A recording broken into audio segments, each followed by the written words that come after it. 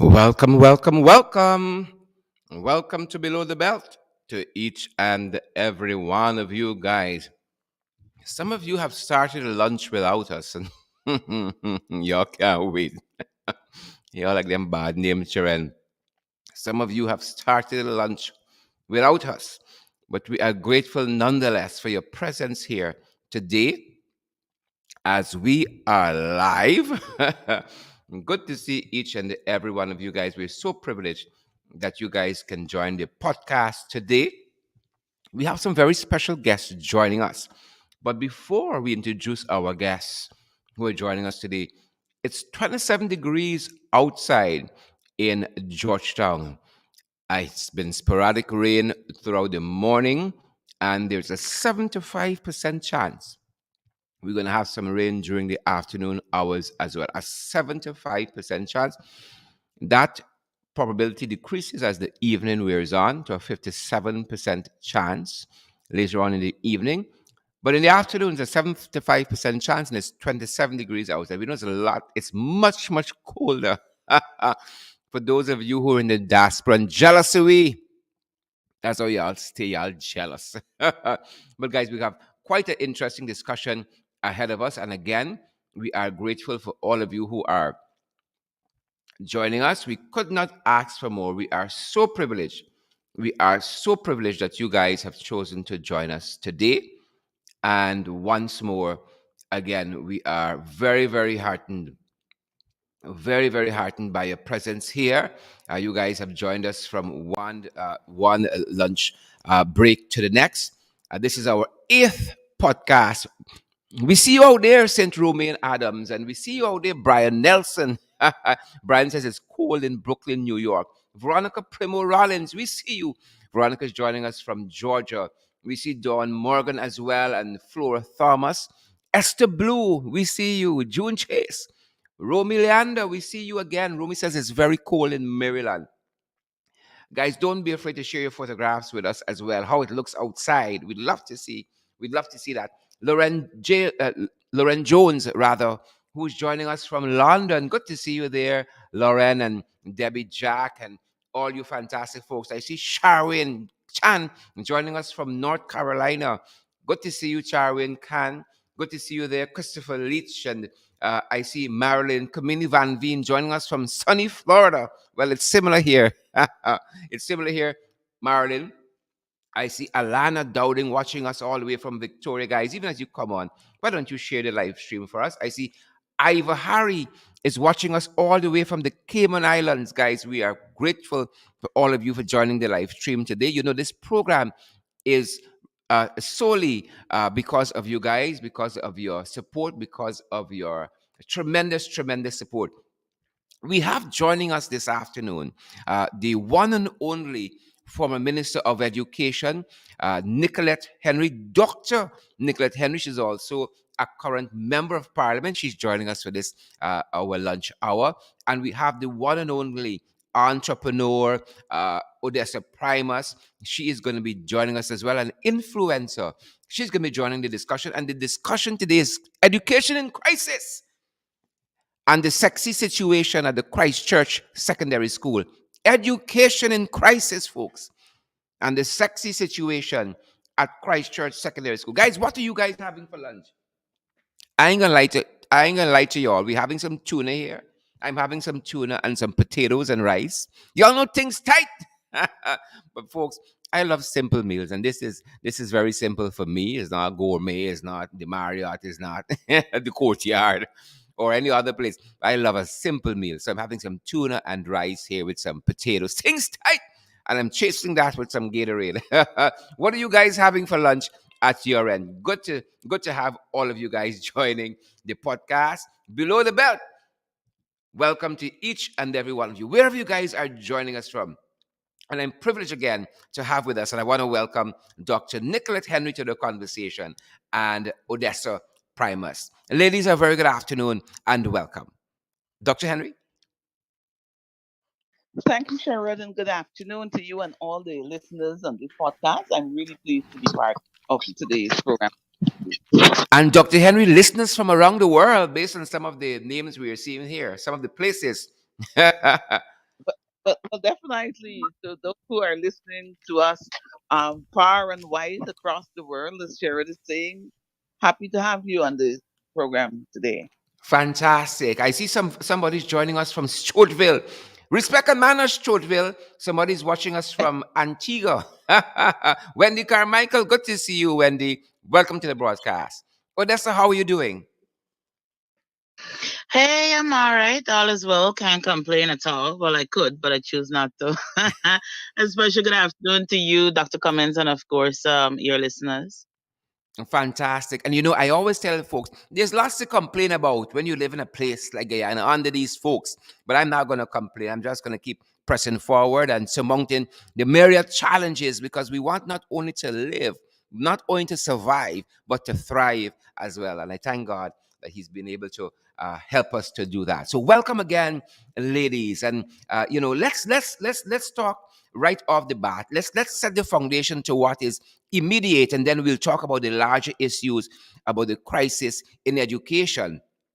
There are lots of videos Mhm. circulating on social media, and folks send me some of them about this sexy situation at the Christchurch Secondary School. And folks, I must admit, it took me a long time to open those videos to see what they contained for the purposes of edifying you guys who are going to be joining us for this podcast.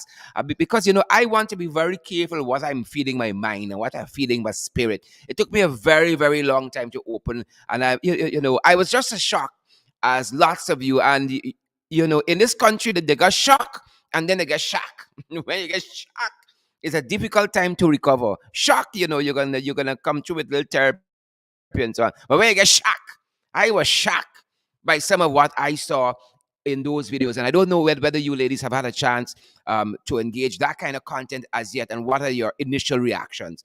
Doc, why don't we start with you, Dr. Nicolette Henry? Well, thanks, Sherrod, for that. As you and the listeners would know, we're certainly not heartened at all with this tape that has been making the rounds on social media. I think it's really unfortunate that that given everything that is happening, especially with learning losses and that kind of, that students will find the time to post that kind of material on the, whether it be on Facebook or any other social media platform. And from what I've heard, the tape is very it leaves nothing to be explained. It's raw, as they say, when you're dealing with that type of material. And so it really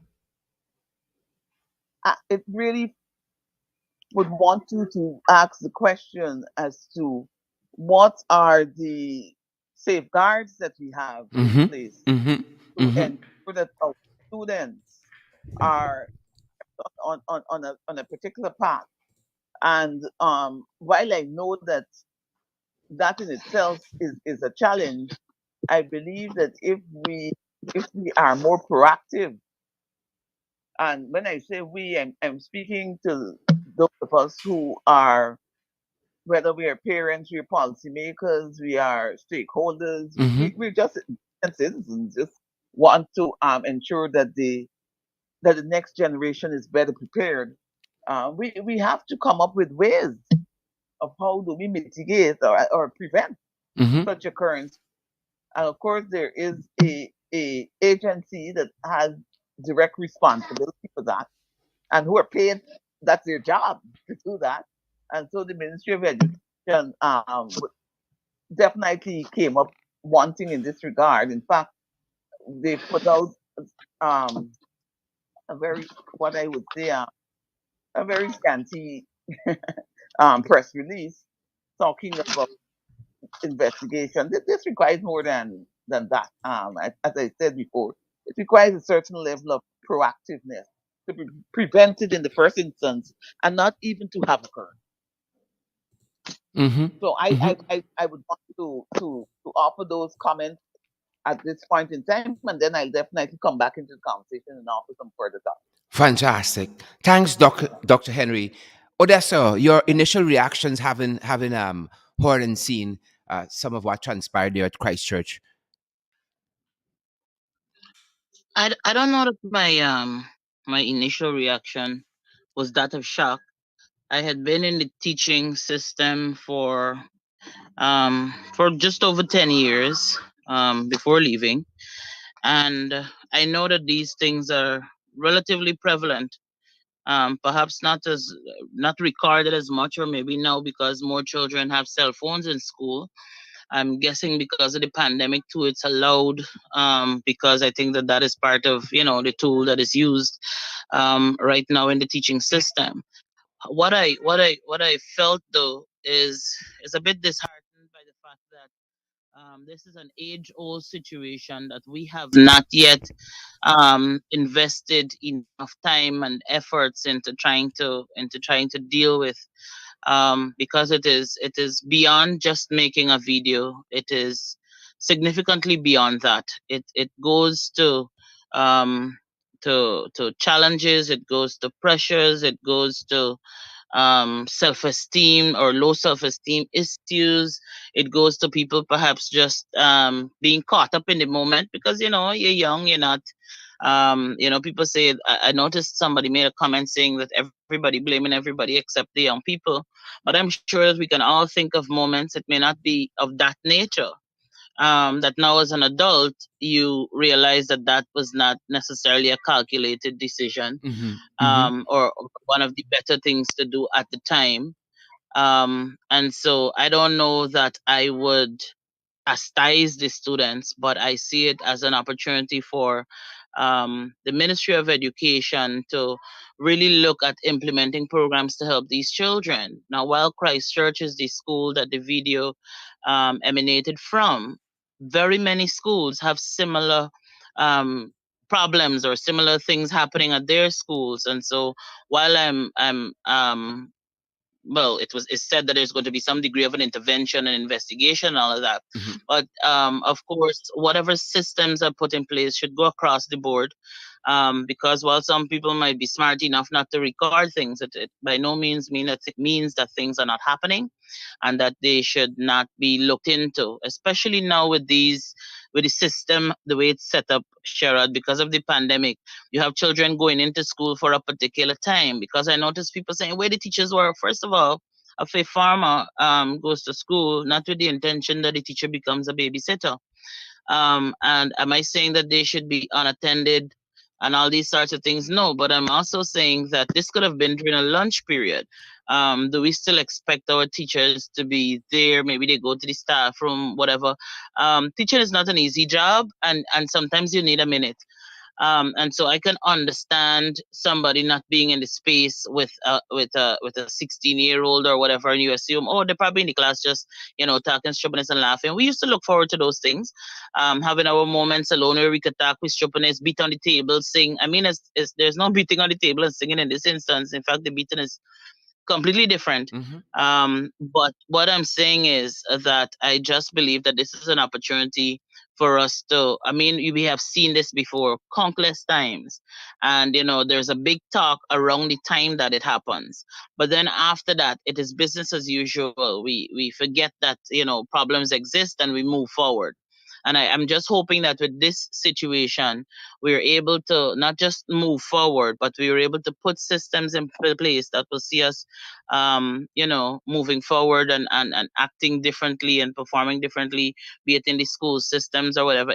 Engage all the parties involved. It's an opportunity to engage the parents. Let us talk with them. Let us find out what is happening. Let us see what we can do. What exactly are these children exposed to? Where are they getting these things from? Of course, if people say, oh, there's the social media, there's this, let's not assume where they get things from. Let us try to deal with the children and to see how best we can help them, not from what we assume, but based on what the children are saying. Thank you, Odessa. On social media, you have said, and I'm gonna pull in Doc here too.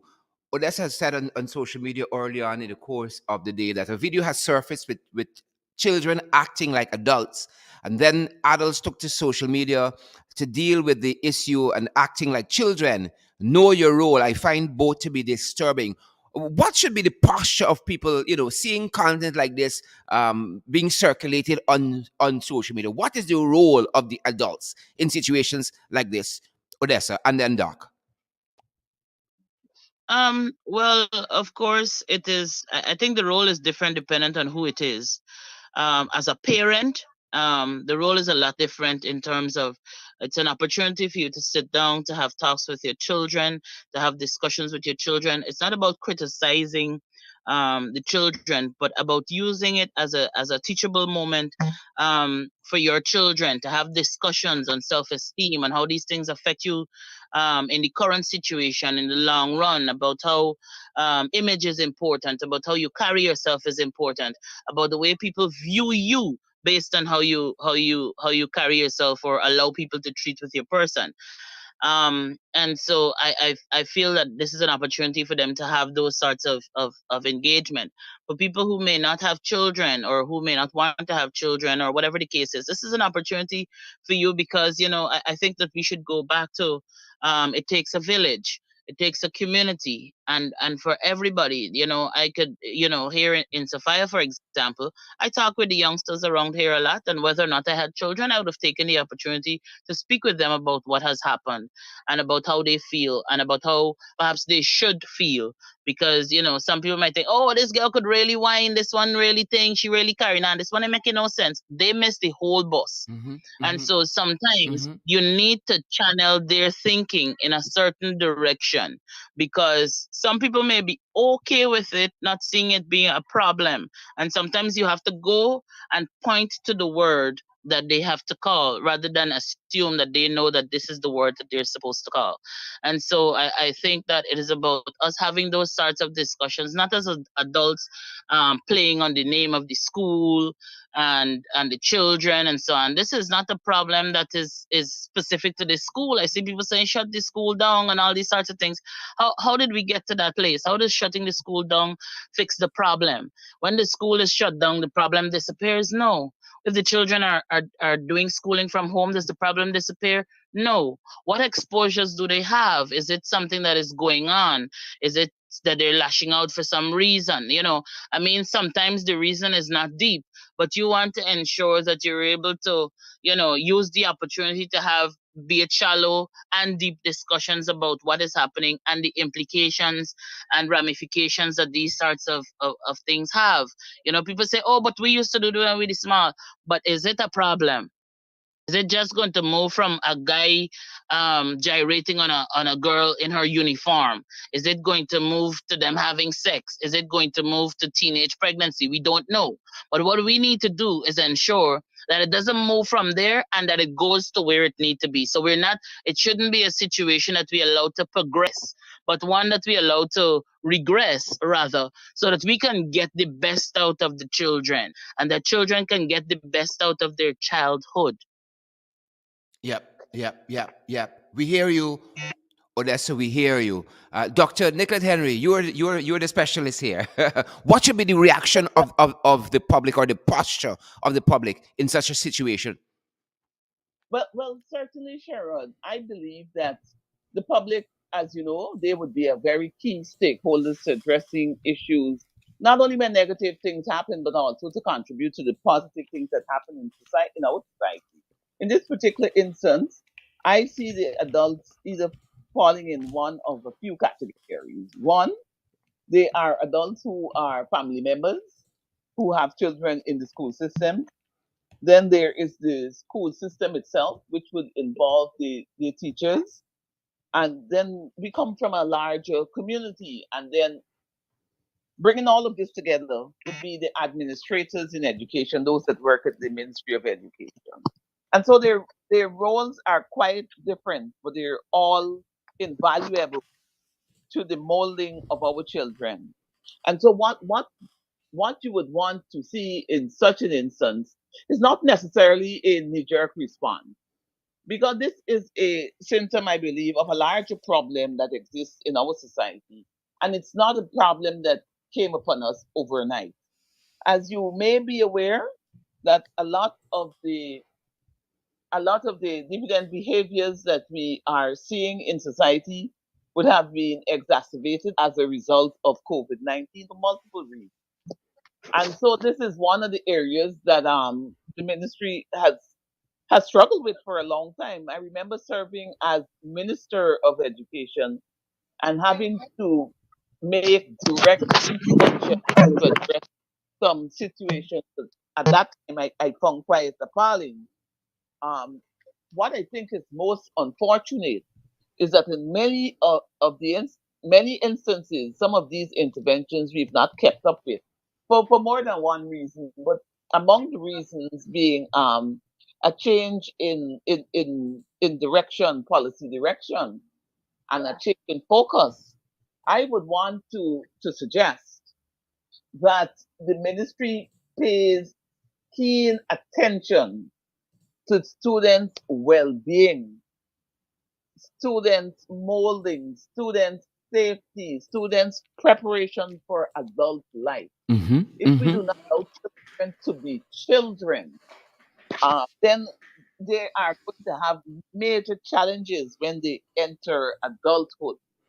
And so, for instance, when you speak about the welfare department of the Ministry of Education, there's a very important and significant role for such a unit, particularly during a pandemic such as this, because we are not fully aware of what is happening in some of the homes. We are not fully aware of what is happening in some of the communities. Mm-hmm. And sad but true, we're not even fully aware as to what is happening in some of the school settings themselves. In order to bring yourself up to speed, you have to have appropriate interventions that would allow you to be able to grasp a good understanding of what is happening. And of course, there are other stakeholders outside of the Ministry of Education that should, lend a hand. So all decks on hand, I think, in such situations will make the work more manageable. So, such as the ministry with responsibility for human services. They have a child care and protection agency, but they also have other responsibilities that are key to human development issues. And so this is a much larger issue, as I said. It's more a symptom of what is happening in society and one that ought to be addressed with some amount of expediency. I know the usual response is to address the particular instance, band-aid effect. That's not going to be lasting. That is not going to have the kinds of outcomes that we want to see. And so we definitely will have to take a broader look. And for what it's worth, um, the school health unit that was established when I served as Minister of Education might very well be a good point of which they can launch off in terms of responding to such an intervention. And who knows, maybe they can be other interventions that can also be considered, whether it's to twin with it, whether it's to collaborate with it, whether the, it's multiple interventions, because children really need guidance. Children really need support, and children have to Mm-hmm. be given that support Mm-hmm. and that guidance and the tools that are necessary Yeah. so that they can be fortified in their development and in their upbringing, so that they can become citizens that will make this world a better place as we move from generation to generation. And that can only be done given the kinds of work that we put in Mm-hmm. as adults. And so the roles vary based on where you see yourself, whether you're a member of the school community, whether you're a family member, whether you're a member of the broader community in which we live, or if you happen to be an administrator, a policymaker, directly related to education, you have a key role to play. Mm-hmm. We definitely all hands on deck in this particular instance. Um, Education definitely is the single most important investment that any country, any community can make. And so I urge the Ministry of Education to not treat lightly this particular incident because, as I said before, it is more symptomatic of broader and deeper issues within the education sector at this point in time. Some of these issues that are well aware that they have existed for as long as the education sector itself would have existed. But of course, it is becoming more and more prevalent, and definitely exacerbated with the current pandemic. Just based on the modality in which education itself is delivered, presents the kinds of weaknesses that can allow us to go in a direction that we don't want to go.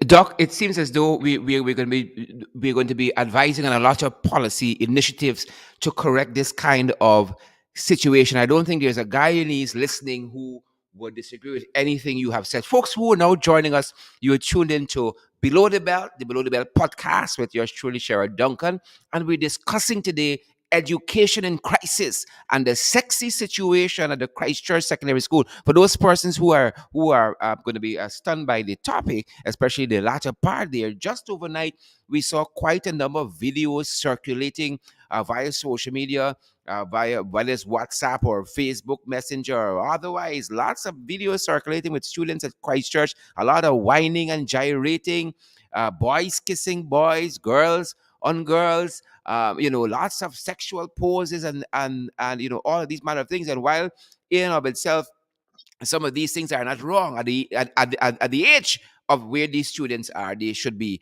channeling their energies differently. And we're privileged this afternoon to have joining us in this discussion former Minister of Education, Dr. Nicolette Henry, and Odessa Primus, entrepreneur and influencer. And we're very, very privileged to have both women with us. Folks, it seems as though just overnight we saw a report coming out of the World Bank, and it's quite interesting what the World Bank said about education locally. Is quite stunning. And no sooner are the ink on that report has not even dry, we see these videos emanating, unfortunately, from Christchurch Secondary School, who could well do without this kind of negative attention. But here is what that report says, and you guys are going to find it quite interesting. And again, it might go back to some of the policy initiatives that might need to be taken or deepened, as Dr. Henry was arguing earlier. The name of the report coming out of the World Bank is An Uneven Recovery: The Impact of COVID-19 on Latin America and the Caribbean. An Uneven Recovery: The Impact of COVID-19 on Latin America and the Caribbean. And in this report, the World Bank has said that, or rather, the World Bank has flagged Guyana, the oil producing republic, for having one of the lowest levels of education engagement in the region. Again, the World Bank has flagged Guyana for having one of the lowest educational engagements in the region. Doc, are they right? They seem to be right based on what we're seeing happening here. The Well, students are thank you. otherwise engaged. Well, thank you, Jared. And I don't mean to make light of this situation, because it is indeed a very worrying and troubling situation that we have here confronting us in Guyana. The World Bank report is pretty much of the same narrative that we've seen so far coming out of the UN as they speak to education recovery in Latin America and the Caribbean. Um, Many countries, as you know, are further ahead of the curve than Guyana is at this point in time, largely because of the policies that those countries would have implemented. Because, as you are aware, every country was pretty much affected, and they are still affected by the COVID-19. What is different is the response and the policy position taken by countries, and that determines the disparities that we will see based on what currently obtains. In the case of Guyana, unfortunately, the information and the data is showing that we've had significant learning losses. In that regard, that speaks directly to the quality of education. And then there's also a parallel worry, which has to do with dropout rates, which is a separate issue. Both of those, however, would definitely allow the gap between those that are privileged and those that don't have access to certain basic needs to increase the gap in education delivery. And I will take a minute, Sherrod, to talk about how vulnerability would be increased, particularly for marginalized population. Um, Go right ahead, for Doc. many months, students who do not have access, whether to internet or to devices, had simply no way of being reached, um, with any education, information, or material. And then there were some students who had some access who would have been reached, but not with the quality of education and quality of engagement that they would have had prior to the pandemic. And then you would have had those that have the privilege that can afford to have the private tutors and so forth, and their education and learning would have been least disrupted. So it depends, of course, in terms of your access to resources. And so what we saw is that many of the students who lived in very troubling circumstances throughout this country, particularly in remote areas, in vulnerable communities, in marginalized situations, they have not been able to be reached at all. Mm-hmm. Mm-hmm. And many, as children as low as 13 years old and 12 years old, they've, they've just never showed up back to school. And so that should concern all of us as Chinese. If we were to listen to even the Ministry of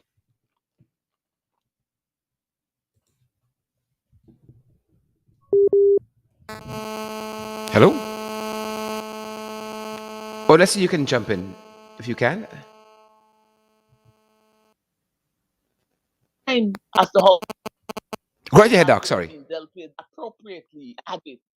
Those are some of the glaring shortcomings that I can see the World Bank would be looking at, as we have all looked at, recognize that that the animal would be in a much worse state because of the policy decisions that were taken.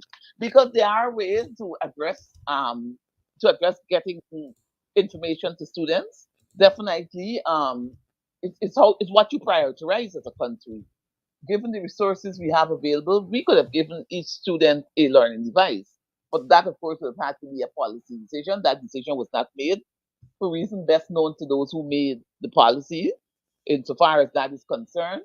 And that in itself represents a significant shortcoming in the delivery of public education in particular. And so I'm not in any way surprised, and I have been following the global data to see countries that have made significant progress in terms of their recovery and countries such as Guyana that choose to lag behind and to leave our children, particularly our most vulnerable children, behind.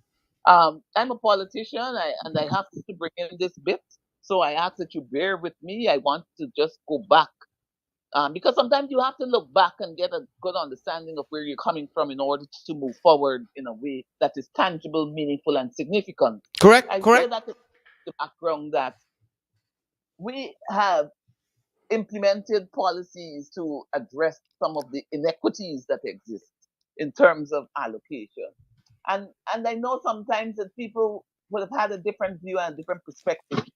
But when we talk about the 5Bs initiative done by the David Granger administration, I don't see anything similar to that or match that meets the needs of our vulnerable children. Mm-hmm.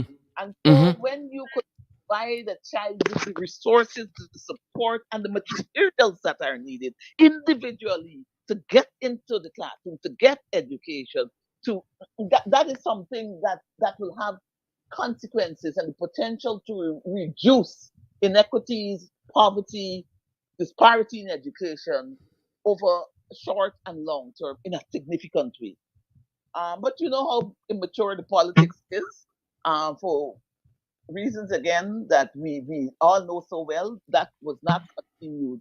But that stands out Mm-hmm. as a Mm-hmm. flagship program that would have seen us as a country make significant strides in the education sector. I have traveled the length and breadth of this country, and I meet with children under the most difficult of circumstances, and they have spoken of how well this was received, how much it made a difference in their lives, because Mm-hmm. it was a continuous process too. It's not a one-off. I can give you 20,000, I can give you 90,000, I can give you whatever. But sometimes you have to have targeted and focused intervention depending on the need on the ground. And so I continue to say that we will definitely, in the long and short term, Mm-hmm. see the consequences of the decisions that we have made in the last year, particularly on the education sector. I'm in no way surprised with this report. It is one of many that we will read in horror as we look to the gross mismanagement that is occurring in the education sector. Well Gerald, I said. would leave at Well that. said, Doc. Well said. Odessa, this report also, in addition to talking about the fact that Guyana in the educational system has not, the engagement with children during the pandemic has been very, very low. And the sexy situation at Christchurch might be symptomatic of that. It also talks about blackouts, World Bank report. It also talked about food insecurity.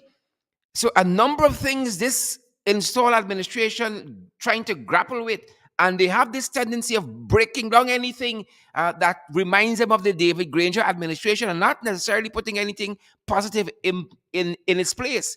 Whether it's in the public sector with mass firings, we see the same thing happening now at the embassy in New York, the consulate there. They sent over a whole set of people, and now the whole place is in an uproar because nobody is there to do the functions that really and truly matter. We see, in lots of sectors, this is the experience. Look what's happening at GCOM right now. You send home a set of people, and now you're going to come back and say we can't have local government elections because we do not have a program in place to do so. Is the World Bank right? We are not being engaged by the education system. Odessa? I think the children were not engaged significantly, period.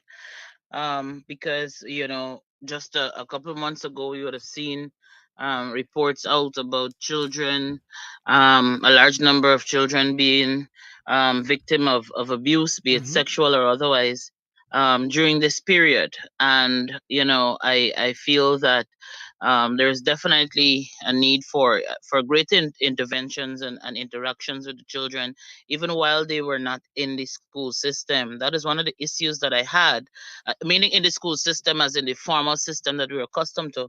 One of the issues I had was just throwing these children back into the school system just like that after having been away from the system for a year. I just felt as though there should have been, a better way of integrating these children back into schools. And as I listened to Dr. Henry, one of the things I also thought about is the fact that as a country, we are more focused on billing academics than we are holistic individuals. And, that too is something that is worrisome. In that, things like morals and all these things, they're no longer on the table as it used to be. I mean, there are some parents and teachers who still hold those highly and try to integrate it into their children as much as possible. But for the most part, in my judgment, those are things that we need to ensure that it stays alive as well. Not just billing a child who has 14 grade ones, and whose self esteem is ungraded. It is about ensuring that we build the best human beings that we possibly can.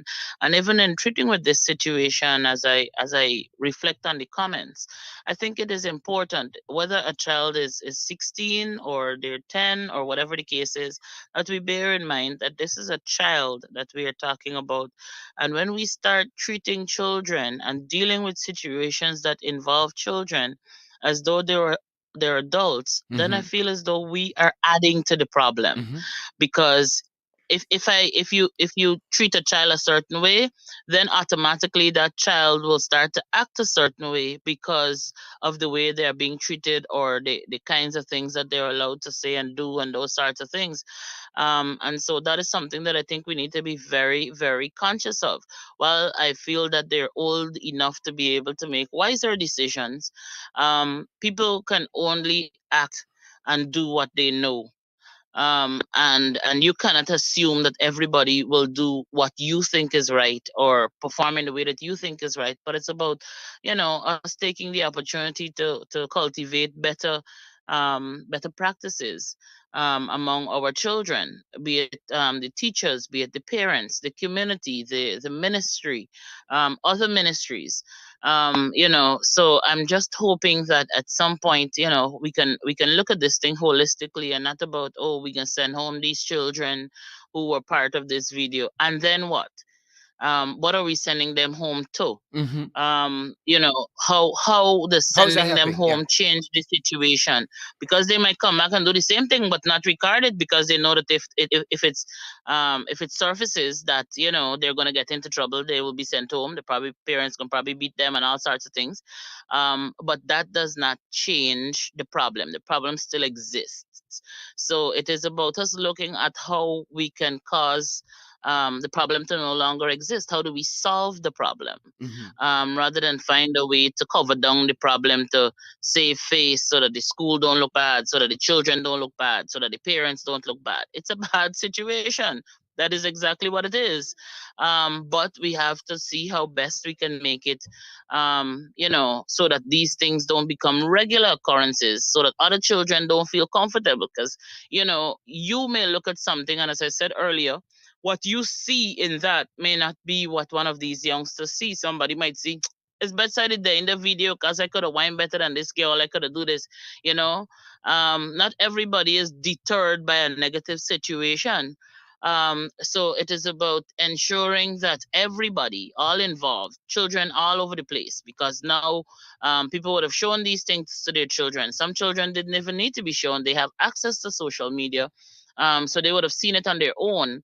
Friends would have shown it to them, Yeah. and all these sorts of things. So they've seen it, so they're aware. So it therefore means, with that awareness, with that we therefore need to work on all involved. This is not 5 children problem or 10 children that appeared in a video, or 15. This is a problem for our children, all of them. And the other question that I have, and I'm grateful for all the folks who are joining us across social media, like Alison Richards and Rachel Wolford, George Tanner, Carol Jacobs, and Kenneth Fraser, Stacey Braffett. All you wonderful, beautiful, fantastic folks. Thanks for joining our podcast Below the Belt with yours truly, Sherry Duncan. We're discussing this current issue of our education system in crisis and the sexy situation at Christchurch Secondary School. A lot of people saying, Christ and then this church here by the secondary school. We as Guyanese, we know how to make light of these issues to get by, because there's so much you deal with on a daily basis. But I think one of the larger questions I wanna put out there is whether some of the things that are being done are effectual, whether some of the things that are being done got any deep rooted meaning, got any possibility of lasting change in the educational system. Because it seems that in some instances we just want to tick a box to say, we're doing this or we have done that. Right? But when you look at the system, the symptoms you're seeing outside of this incident happening overnight at Christchurch Secondary School, we already had some question marks over the education system. And quite recently, we saw the Ministry of Education launch what it called its Education Strategic Plan, the Education Strategic Sector Plan 2021 to 2025. And some of the pillars of this plan, if I might quote some of them, it talks about improving governance and accountability in the system. What does that mean? In education, to a parent, improving performance at all levels. What does that mean? Do we improve this, as Odessa rightly said, a student might look at this and say, this girl can improve her performance in whining or something like that. Three, improving the efficiency of the system. What does that mean? Reducing inequities and controlling and the lifelong learning and employability. But is this system really working for our children and working for the children that need it the most? And that perhaps is a large percentage of those students who are still at school. And again, we cannot run away from this report from the World Bank. This is not, as we said last night in another program, this is not the World Bank of the coalition, new AFC. This is not the World Bank of the opposition. This is the World Bank that has the competence to make these pronouncements, because they have the specialists who are on the ground looking at the situation, monitoring and evaluating, and then they will offer their own recommendations and all of that, and the policy, and telling us that y'all children not engaged. And then we seem to have the symptoms that suggest that very thing. You know, are these things that the PPP install regime throwing at education working? That, But thank you, Sharon. I think you certainly touch on the right point there in terms of what this plan can do, and just the way in which the whole plan, was done. Actually, this plan predated. We started working on this plan prior to 2020, the education sector plan. And in fact, when we started working on this plan, while I served, it was supposed to be a 10-year plan. It's certainly amended to reflect a shorter period and all of that. Because the thinking at that time is that it would align with the sustainable development goals, and it also align with the green state development strategy, long term, and so forth. Um, those headings are generic headings. And so any country can come up, they can come up with a document that they call a plan. What really gives life and effect is the people that have to implement the plan, and their capacity to implement the plan. Um, some might say it's a well written plan, others might say it's not a well written plan. For me, that would not be the thrust of my contribution on this forum. What is more important is that you must go beyond planning. You have to move from policy to action. And so it is the action that we have to judge them by. Are we seeing the kinds of action that will result in an improvement in service delivery in that sector? And if we are not seeing that, then it is cause for concern. Because, as I said, these are very generic headings. You go to most country plans, they will have similar headings. Their activities and their action will definitely vary depending on the country's policy direction, and even the political will to achieve some of the targets and the objectives set out in the plan. And so I I I always say that a good indicator of future behavior will be past behavior.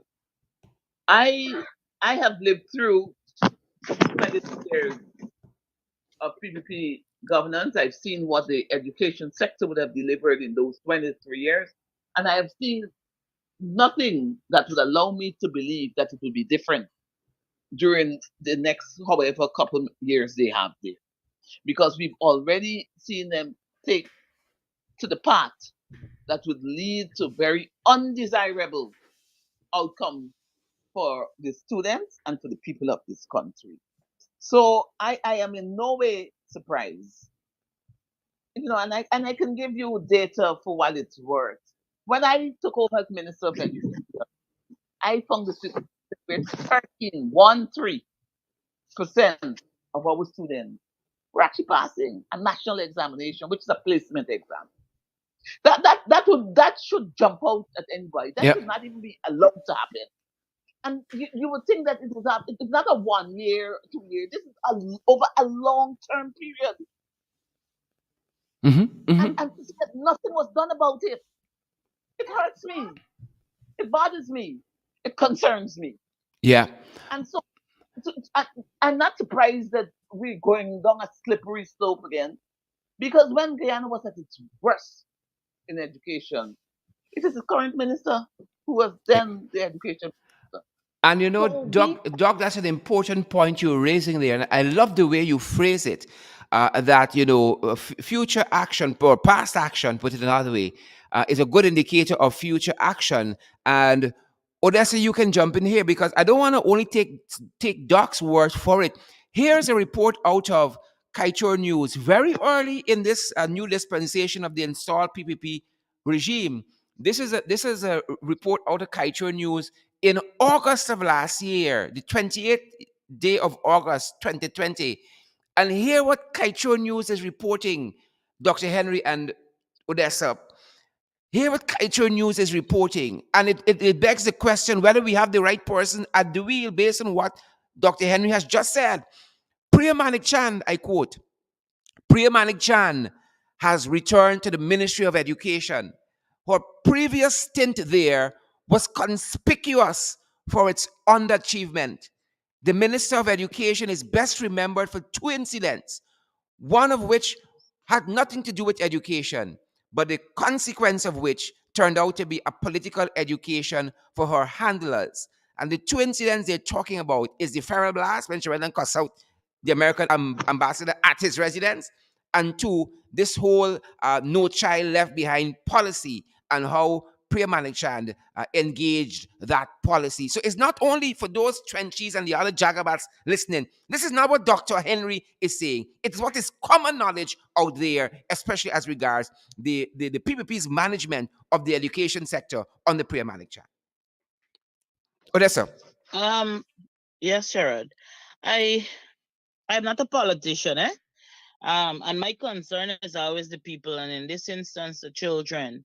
And I believe that at this juncture, our current situation really gives us the opportunity to reevaluate what it is that Mm-hmm. we're doing, Excellent. and if it is working, and how we can make it work, or if it can't work at all, and we perhaps need to come up with a new plan, because our children are suffering.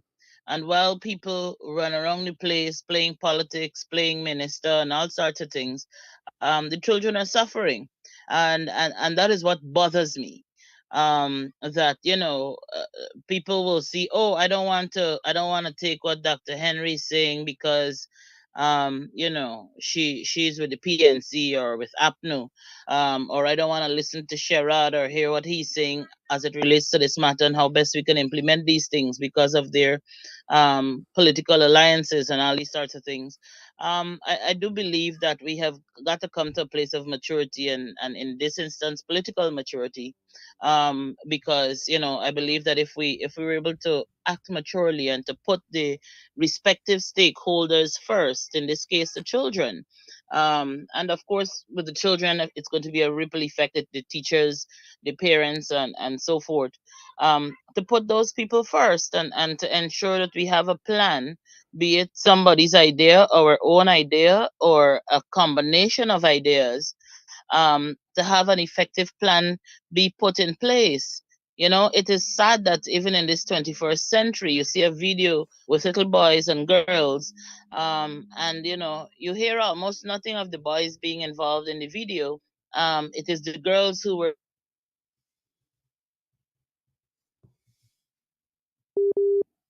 Mm-hmm. Mm-hmm.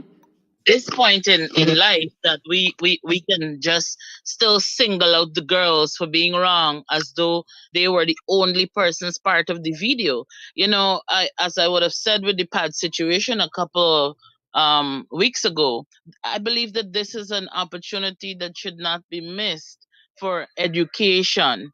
And I'm really hoping that, unlike the pads incident, that this one isn't just pushed in a corner, and that it is actually dealt with in the way it should be dealt with, to ensure that that education is not just about ensuring that you know what photosynthesis is, you can construct a sentence, you can add some numbers or whatever the case is, but education is holistic, so that we can, again, like I would have mentioned, build better human beings. And that, of course, should be our focus. How do we, when we make the people better, we make the country better.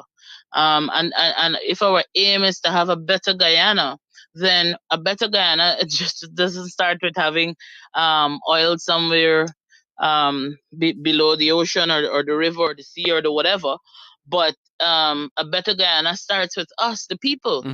I mean, if we have Well better said. infrastructure Well and we said. don't have better people, then I don't know how much progress we can really count that as. Well said. Well said. Well said. Doc, you want to jump in there in the final moments of our program? Go right ahead, Doc. Well, well, thank you, Cheryl. Lifelong learning is very important construct for education, and so education is much more than what happens in the classroom. We live, we learn continuously. But when it comes to in school formal education, I think we have to hold the Ministry of Education responsible and accountable for its mandate. And I trust that these issues will be addressed very efficiently, effectively, and in the shortest possible time, because we deserve a Guyana that is that utilizes its resources to the maximum benefit, so that all of its people can benefit in a way that is most meaningful, particularly through the delivery of education for our young people who are in our classroom throughout the length and breadth of this country. I would leave you on that note. I think we have to begin to make sound investment in education. We have to begin to hold those that are in authority accountable for delivery and for performance.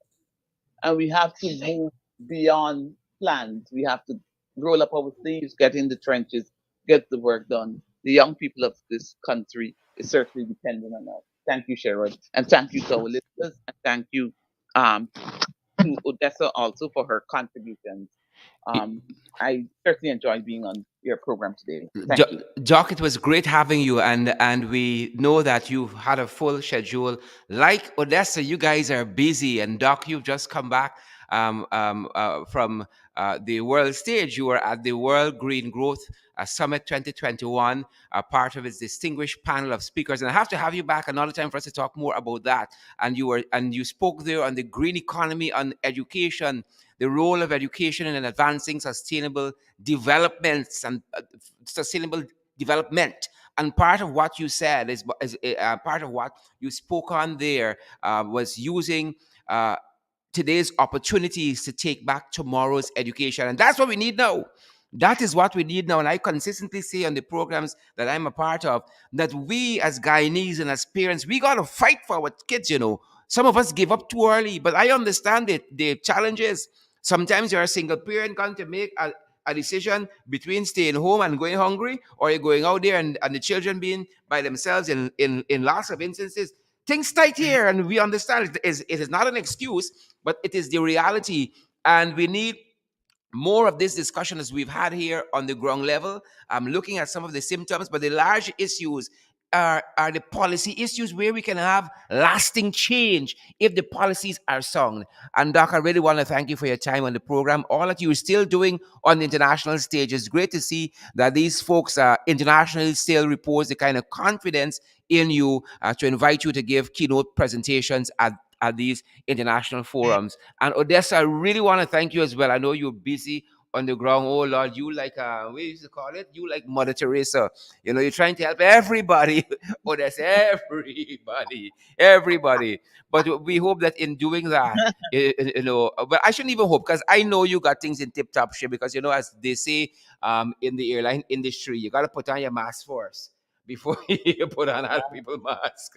And we got lots of work to do here, and I really want to thank both of you, Dr. Nicolette Henry and Odessa Primus, for the work you have been doing. And sometimes it's unseen work, it is unsung work, but necessary work as well. Thank you, folks, for being part of the podcast today, Below the Belt. Thank you very much. Thanks so much, Carol, and thank you, Lester. Thank you, listeners. Fantastic. Thank you too. Thank you, folks. Folks, that's our time for today. That's our time for today. We are so privileged. We've had so many of you during your lunch break. Well. Now we're entering into high tea time. It's a little after the lunch break. Depends on if you come out sharp 12. Well, and we know if you are in the public sector, 12 o'clock, tools down, and you're all gone at lunch. But we're so privileged. Wherever you guys have joined us from, whether you're joining us from the moderately sunny national capital city, Georgetown, Guyana, or you're joining us from somewhere in the diaspora. Sheena Hazel, Diane Gribzandi, and Kenneth Fraser, Esther Blue, and all you fantastic folks.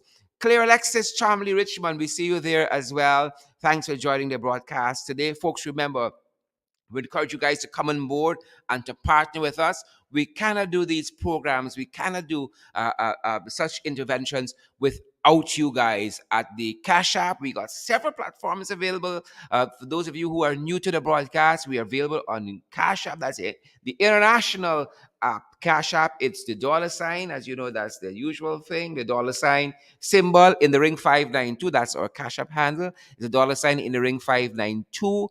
That's our Cash App handle. We are available on PayPal as well. Folks, we out here, We out here. At PayPal, the email address is inthering592@gmail.com, because this program, Below the Belt, is an affiliate of the Ring program. And so we are available too at all of those platforms and their handles. So at the PayPal platform, it's inthering592@gmail.com. We're available too at the MMG, that's the local Cash App. MMG, folks at GT&T listening in, we got work on listening MMG. We need something with a more suave. MMG, nonetheless, the number there is 627-6963. 627-6963. And folks, we ain't got no problem with Western Union. We ain't got no problem.